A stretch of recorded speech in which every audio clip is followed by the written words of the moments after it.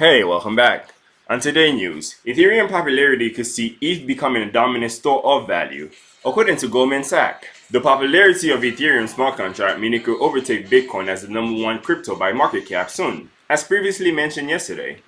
In a note to his client on Tuesday that the blockchain with the highest real use potential is Ethereum, suggesting that ETH, could become the dominant digital store of value. As such, Goldman predict that the total market capitalization of Ether could overtake the total market cap of Bitcoin in the coming years, according to the report.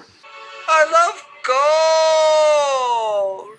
Smart contract comprise software enabling the automated execution of digital contracts, with the technology having facilitated in the booming decentralized finance DeFi protocol and crypto-powered decentralized application DApps. The analysts noted that Bitcoin's first mover advantage had given it the stronger brand. However, they believe it lacks some of the use case of Ether and lags in transaction speeds. As a result of its focus on hard money and network security, Bitcoin does not yet offer the same level of functionality as Ethereum. As a younger network, Ethereum has also been able to grow at a faster rate than Bitcoin. While Bitcoin grew 261% in the past year, ETH was up 856% in the same period.